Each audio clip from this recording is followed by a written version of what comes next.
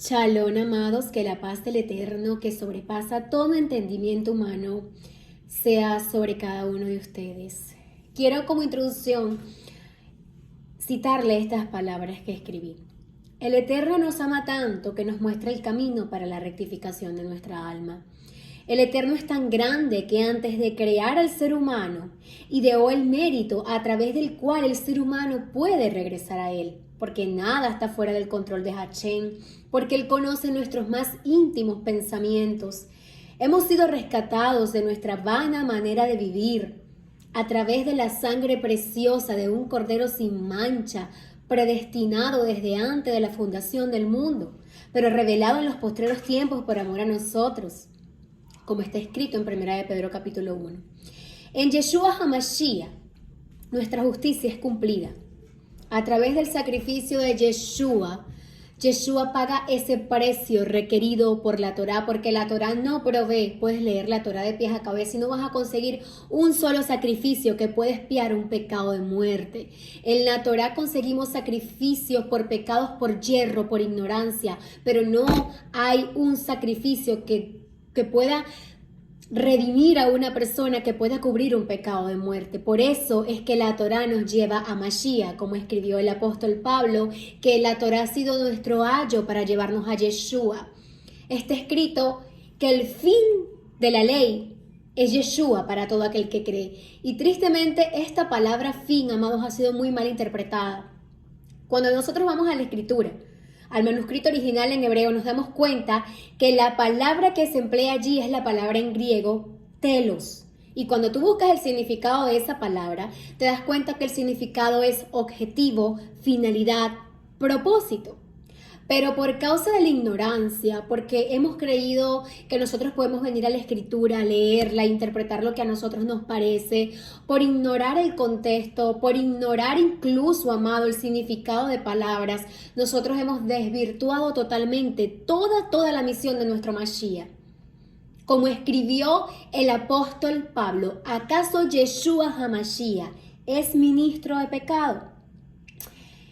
El Eterno nos perdona a través de Yeshua. El Eterno nos cubre con su justicia, por cuanto todos pecamos y estamos destituidos de la gloria del Eterno, porque Yeshua es ese postrer Adán. Así como en Adán todos mueren, en Yeshua HaMashiach todos serán vivificados.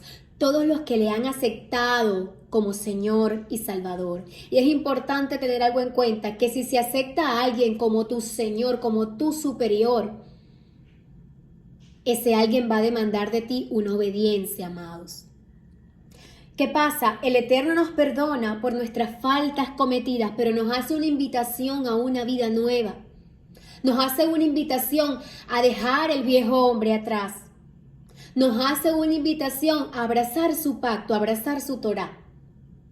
¿Qué pasa, amado? Que tristemente, muy tristemente, lo que se ha enseñado en las doctrinas religiosas es todo lo contrario.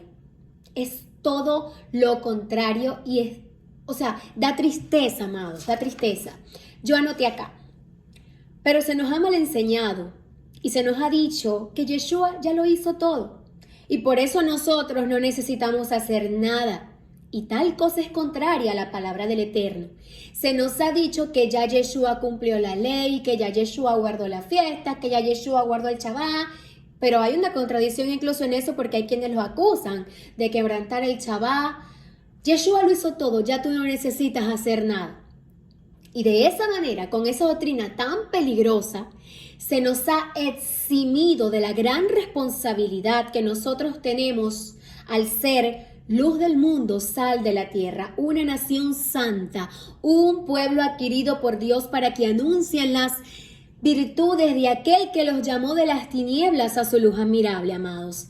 Yo soy fiel creyente de que no es casualidad que justo en el tiempo de la restauración estemos volviendo a la Torá. La Torá se está entronizando en la vida de cada creyente que quiere agradar al Eterno, al Dios creador de los cielos y la tierra, al Elohim de Israel. Para mí no es casualidad que justo cuando estamos viviendo la peor época, la transgresión, el pecado se ha vuelto ley. Pero para mí no es una casualidad que justo cuando los gobiernos del mundo se están aliando para nuestra destrucción, cuando se están confabulando para atentar en contra de la familia, del hogar, de la moralidad del ser humano, cuando se han vuelto tan pero tan miserables que son capaces de promulgar leyes que apoyen el asesinato de un ser inocente, no es una casualidad que justo en este tiempo de tanta oscuridad renazca esa luz, ese soplo del Eterno de darnos su Torá. Si hay alguien a quien yo admire de la Escritura, es al rey David. Nosotros notamos algo impactante en la palabra del Eterno cuando vemos que Saúl desobedece y es desechado. Y empieza Samuel a lamentarse porque según nos hace ver la Escritura, Samuel tenía un afecto muy grande por Saúl. El Eterno le dice, ya no te lamentes más por Saúl, porque yo lo deseché. Yo me he conseguido un varón que es conforme a mi corazón. Y es impactante, amados, porque si la palabra del Eterno nos está diciendo que existió un hombre que Dios llamó, que este hombre era conforme a su corazón, nosotros deberíamos preocuparnos por saber qué es lo que había en el corazón de David. ¿Y qué es lo que nos dice la palabra? ¿Qué es lo que nos enseñó nuestro Mashiach Yeshua? Que de la abundancia del corazón habla la boca. Si tú quieres conocer qué hay en el corazón de una persona, escucha sus palabras. Ahora bien, ¿podemos nosotros conseguir palabras del rey David en la palabra? Valga la redundancia, en la Escritura. Por supuesto que sí, amados, el libro de los Salmos. Y es tan impresionante cuando yo puedo leer que el rey David escribe, lámpara es a mis pies tu palabra, lumbrera a mi camino. Bienaventurado el varón que no anduvo en consejo de malos, ni se ha sentado en silla de escarnecedores, sino que en la ley del Eterno está su delicia, y en ella medita de día y de noche. La ley del Eterno es perfecta, que convierte el alma. Guardaré tus mandamientos y andaré en libertad porque busqué tus mandamientos.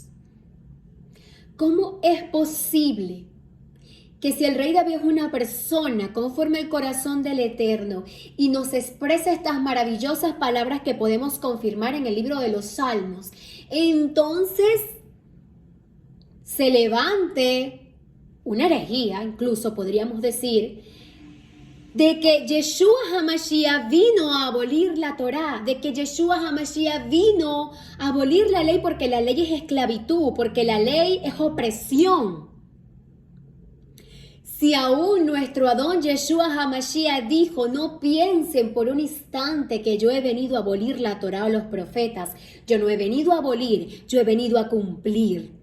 Y cuando nuestro Adón dice a cumplir, es a magnificar, como está escrito en el libro del profeta Isaías, acerca del siervo, que Yahweh se complació por amor de su justicia en magnificar la ley y en engrandecerla, porque Yeshua no vino a abolir la Torá, la vino a magnificar, vino a darle su verdadero cumplimiento, vino a darnos el espíritu de la Torá. Porque está escrito, no adulterarás, y Yeshua dijo, yo digo que aquel que mira a una mujer ya ha adulterado con ella en su corazón. No matarás. Pero yo digo que si tú odias a tu prójimo, que si tú hablas mal en contra de tu prójimo, ya lo has matado. Él vino a magnificar la Torá, amados. Yeshua estuvo en contra de un sistema religioso, pero como ignoramos totalmente la historicidad de la Escritura, porque no tenemos ni idea de lo que estaba pasando en ese segundo templo, cómo era el judaísmo del segundo templo, qué estaba ocurriendo. No tenemos ni idea del impacto que tuvo el imperio greco-romano en Jerusalén, en Judea. No tenemos ni la más mínima idea de lo que fue el helenismo, de lo que fue la conquista de Alejandro Magno, la rebelión macabea. No tenemos ni idea de que se llegó a una corrupción tal que ya no se respetaba el mandamiento de la Torá del sumo sacerdote y sacerdote según la descendencia de Aarón y Levita, sino que se ofrecía el puesto al mejor postor. Se ponían sacerdotes pagados por Roma, que eran marionetas del imperio romano. So, no se tiene ni idea de esto, pero se pretende interpretar la escritura según mi parecer.